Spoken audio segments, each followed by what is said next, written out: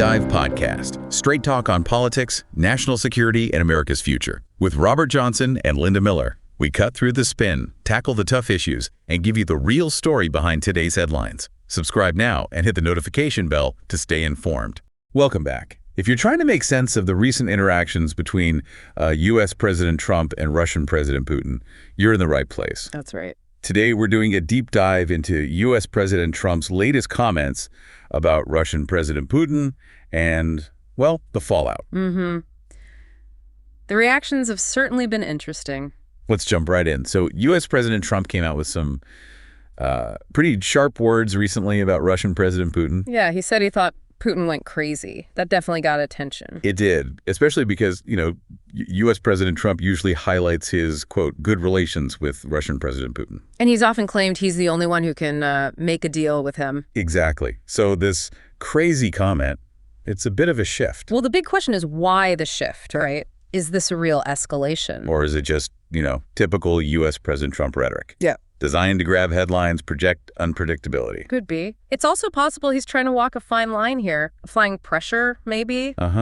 Diplomatic, economic pressure? Without looking too close to Putin, especially now. It's a tricky balance. Yeah, and some are saying it's tactical, after those really intense Russian airstrikes. Right, in Kyiv and other places. Maybe this tougher talk is to sort of satisfy people who wanted a stronger response. That makes sense. But then again, there's the other side. He's still talking about mediating, potentially brokering a 30-day truce. Which suggests the communication lines with the Kremlin are still very much open. Definitely. I mean, there was that reported phone call recently, wasn't there, between them? Yeah, apparently over 2 hours long. So they are talking. So how did Russia react to the crazy comment? The Kremlin basically brushed it off, called it emotional overload. Emotional overload. Yeah, trying to downplay it. And meanwhile, they're sticking to their narrative about the strikes in Ukraine. Saying they're just responding to provocations and attacks. Precisely. That's their official line. And there was that specific incident, too, the alleged drone attack near Kursk. Yes. The one reportedly targeting Russian President Putin's helicopter. That's a significant point. How so? Well, the Kremlin framed it as possibly an assassination attempt, or at least a psychological operation by Kyiv. A red line, maybe? Potentially. Something like that could be seen as crossing a major threshold, and perhaps justifying those intense retaliatory strikes we saw afterwards.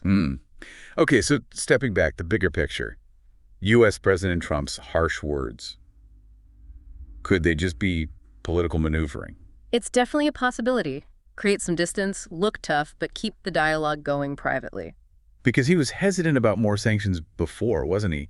Talked about a potential positive outcome. Right. But now, after those 3 big waves of attacks on Ukrainian cities, he's saying he's seriously considering them. Is that credible, though? Or is it part of that pattern? You mean the Trumpism tactic, the potential bluff? Yeah. Like threatening huge tariffs on the EU, then softening the stance. It certainly fits that mold. It creates uncertainty, that's for sure. And you can see Europe is worried. Worried about less U.S. support for Ukraine. Exactly. That's a major concern over there. You hear leaders like Germany's Merz calling for unity and pushing U.S. President Trump to actually toughen sanctions. And French President Macron even seemed to hope U.S. President Trump's anger would translate into action against Putin. Yeah, though Macron got some flack for phrasing it that way. It's complicated because, at the same time, U.S. President Trump has been critical of Ukrainian President Zelensky. Oh, absolutely. Saying Zelensky causes problems with everything he says, complaining about aid requests. So the crazy comment about Putin might give some people hope for a tougher line. But they also know U.S. President Trump is unpredictable and has his own views on Zelensky and the aid. Right. And that ceasefire attempt, the 30-day one, it went nowhere. Seems Russia wasn't interested, wanted to keep the military pressure up, maybe thought Kyiv isn't ready for concessions. And Ukraine's position is firm too, right? Russian troops out before talks. Correct. So no real common ground there for a ceasefire right now. And U.S. President Trump positions himself as the negotiator through all this. Relying on his diplomatic skills as he sees them. But there's skepticism. Especially given the timing. That long call with Putin. Followed almost immediately by more intense Russian strikes. Doesn't exactly suggest Russia's afraid of U.S. reaction, does it? Or maybe they're testing the waters, seeing how far they can push. So, bottom line, this crazy comment Probably not a major turning point in policy.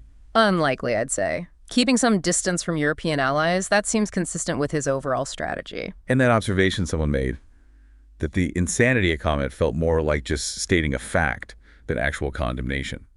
That's quite insightful. It resonates, doesn't it? Yeah. Okay, we also need to touch on Dmitry Medvedev's response. Yes. The deputy chairman of Russia's Security Council, he responded directly to U.S. President Trump. To that claim U.S. President Trump made earlier, that without him, really bad things would happen to Russia. Exactly. U.S. President Trump posted that on Truth Social, didn't he? Said Putin didn't realize how bad things could have gotten, emphasized really bad. And accused Putin of playing with fire. So Medvedev fires back, saying the only really bad thing is World War III, and he hopes U.S. President Trump gets that. It's quite a retort. And interesting how the Kremlin initially just called U.S. President Trump's complaints emotional overload. Yeah, the tone shifted a bit there with Medvedev. So let's recap that timeline slightly. We had the big Russian strikes May 23rd to 25th. Then came U.S. President Trump's crazy comment and the hint about sanctions. But didn't the New York Times report something else? That around May 19th, after the Putin call, U.S. President Trump told European leaders he was basically pulling back from the settlement process. Yes, and that he wouldn't increase sanctions at that point. Which seems contradictory to the later comments. It does. And then you have Russian President Putin's account of that same call. Saying they agreed Moscow and Kiev would work on a memorandum on a future peace agreement. Right.